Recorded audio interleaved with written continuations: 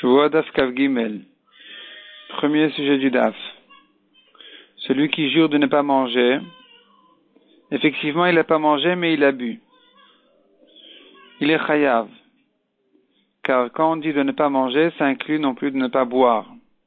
Et la Gemara amène une preuve misvara, puisque quand quelqu'un dit viens goûter chez moi quelque chose, il peut lui proposer à boire aussi, viens on mange, et après il s'agit de boire. Donc on voit que de boire c'est considéré comme manger. Et la Gemara amène une preuve d'un pasuk qui dit tu rachèteras avec l'argent que tu as mis à la place du Maaser Sheni. Donc celui qui rachète son Maaser Sheni et qui fait passer la Kedusha dans l'argent, après quand il arrive à Yerushalayim et qu'il doit donc consommer cet argent-là, acheter avec de la nourriture, la Torah dit tu achèteras avec cet argent-là du vin et tu mangeras. Donc on voit clairement que le vin se mange. Donc on voit de là que de boire est considéré comme manger. Ensuite, la Gemara amène une preuve de notre Mishnah.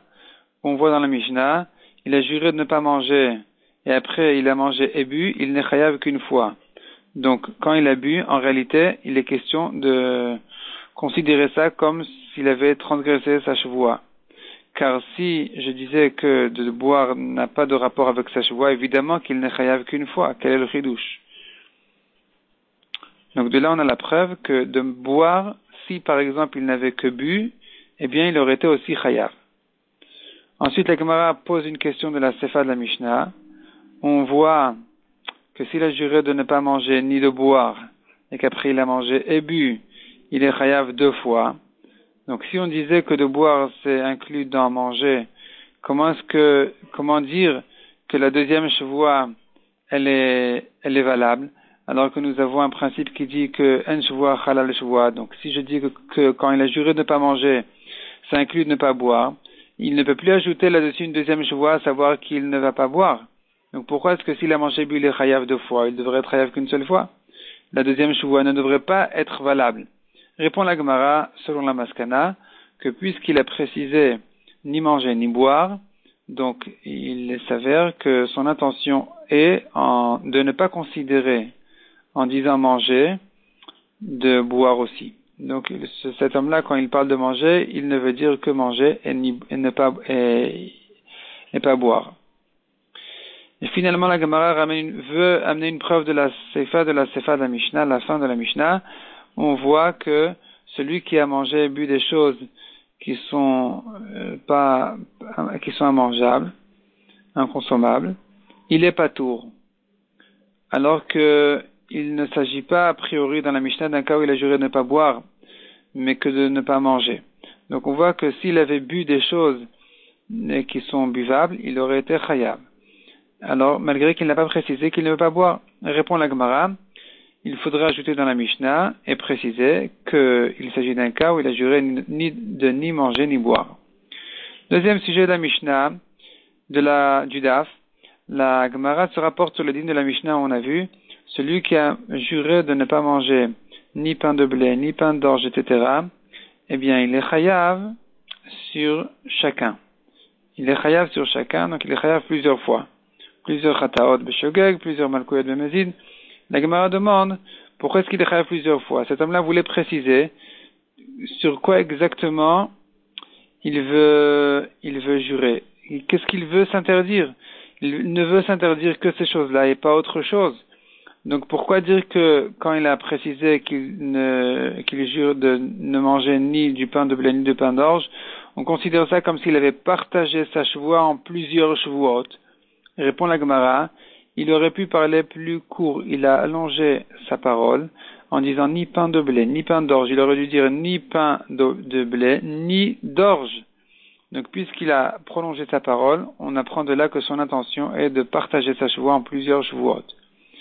De même, s'il a juré de ne pas boire, ni vin, ni huile, ni miel, il est chayav sur chacun.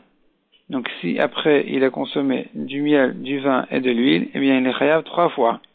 Et ici aussi se repose la question, mais peut-être que cet homme-là n'a pas l'intention de partager sa chevoua, mais simplement de préciser exactement qu'est-ce qu'il veut s'interdire. Répond la Gemara, deux réponses. Soit que il avait devant lui du miel, du vin et de l'huile, et il aurait dû dire qu'il jure de ne pas consommer cela, ni eux, ni leur sorte. Et puisque il a prolongé sa parole en précisant vin, huile et miel, on apprend de là que son intention est de partager sa chevoie en plusieurs chevaux. Deuxième possibilité, deuxième réponse, il s'agirait d'un cas où son ami lui a dit « Viens, je t'invite viens chez moi, je te sers de l'huile, du vin, du miel », et il a refusé. Et après, finalement, il a juré de ne consommer ni huile, ni miel, ni vin, ni huile. Donc, puisqu'il aurait pu dire plus brièvement que non, je jure de ne pas boire de tout ce que tu me dis, et qu'il a prolongé sa parole, ici aussi c'est la preuve qu'il a l'intention de partager sa chevoie en plusieurs chevaux. Troisième sujet du DAF. Nous avons une marloquette à propos de celui qui vient chez son ami et prétend qu'il lui doit blé et orge. Et l'autre lui a répondu, Beshvoa, que je ne te dois rien. Et après, il s'avère qu'il a menti. Il est chayav, un korban. Il est chayav, un korban qui s'appelle Hacham Gzelot. Tandis que s'il a précisé, et il a dit, je jure que je ne te dois ni blé, ni orge, etc., il est chayav plusieurs korbanot. Un pour le blé, un pour l'orge, etc. Tout ce qu'il a précisé, il est chayav. Et là-dessus, nous avons une marloquette à savoir, est-ce que si par exemple, il a précisé trois choses, est-ce qu'il est chayav trois korbanot, ou bien même un quatrième korban, pour le principe de la chevoie, puisque en disant, je jure que je ne te dois, on a déjà ici un klal, donc je ne te dois rien. Donc là-dessus, déjà il est chayav un korban. Et après, il précise en disant les pratim, les détails, il détaille sa chevoie, il dit, ni blé, ni orge, etc. Donc il serait chayav encore 3 fois sur les 3 détails qu'il a dit. Donc est-ce qu'il est chayav 3 korbanot ou 4 korbanot? Et il y a une grande nafkamina. Donc déjà la première nafkamina, c'est à savoir combien de korbanot il est chayav. Et puis au-delà, nous avons encore une autre nafkamina. Si finalement, il s'avère qu'il lui était chayav une prouta. Mais une prouta qui, en réalité, une demi-prouta de blé, une demi-prouta d'orge. Donc, est-ce qu'on associe ces demi-proutotes ou pas? Si on dit qu'il n'est chayav que sur les détails, on ne peut pas associer, puisqu'il n'y a pas de chevoie global sur tout ensemble. Donc, il n'a pas de prouta, il n'est pas chayav de prouta ni de l'un ni de l'autre. Il ne peut pas être chayav de korban. Tandis que d'après le Mandé Amar qui dit qu'il est chayav aussi sur le klal, eh bien, on peut associer une prouta pour être mechayev le korban du klal. Donc, cette nafkamina dépend de cette machloket. D'après celui qui dit qu'il est chayav sur le klal, on associe une prouta de plusieurs sortes. Et d'après celui qui dit qu'il est chayav que sur les détails, on n'associe pas de prouta de toutes les sortes. Ça, c'est à propos de ce qui s'appelle Shvoua de Hacham Gzelot.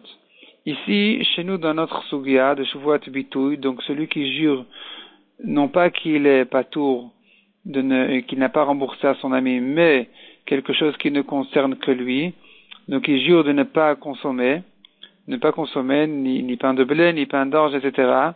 Est-ce que ici aussi, se pose la Gemara la question, on aura la même achloquette, à savoir est-ce qu'il est chayav, au-delà des détails, un korban général sur la chevoie, en plus des korbanot sur les détails.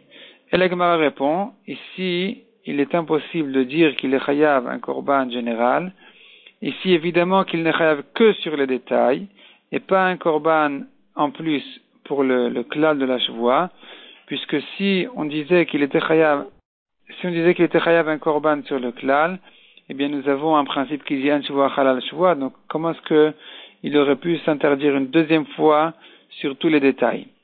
Et puisqu'il est chayav sur les détails, évidemment qu'il n'est pas chayav sur le klal. Quatrième sujet du DAF. celui qui a juré de ne pas manger, et que finalement, il a consommé des choses qui ne sont pas Reuim Nachila, qui sont immangeables, il est patour. Tandis que s'il a mangé des nevelot, il est chayav. La question se pose, quelle est la différence? Quelle est la différence? Il n'a pas le droit de manger des nevelot. Donc, a priori, on devrait les considérer que c'est isurim comme une chose qui est immangeable. Répond la Gemara, il s'agit de quelqu'un qui a précisé de ne pas manger des nevelot. Donc, puisqu'il a dit très clairement de quoi il parle, eh bien, la chevoie, elle concerne les nevelot aussi. Demande la Gemara, mais puisqu'il est interdit de la Torah de manger des nevelot, nous avons un klal qui dit Valom ushba mersinayu. La chevoie ne peut pas être chal la chevoie n'est pas valable sur quelque chose qui est déjà interdit minatora. Répond la Gemara, d'après Rabbi Yochanan, il s'agit d'un cas où il a ajouté dans sa chevoie des choses qui sont permises minatora. Donc il a dit je jure de ne pas manger ni de la viande cachère et ni de la viande pas cachère. Puisque la chevoie est chala sur la viande cachère, c'est chal aussi sur la viande pas cachère. Et deuxième réponse, la réponse de Resh Lakish qui dit qu'il s'est interdit moins que la quantité sur laquelle on est chayav minatora. Donc malgré que minatora il est interdit de manger même une miette un tout petit peu, mais puisque pour être chayav il faut une certaine quantité, donc la chevoie elle peut être valable s'il a précisé qu'il s'interdit avec cette chevoie de consommer moins que la quantité où on est chayav minatora, sur laquelle on est chayav minatora.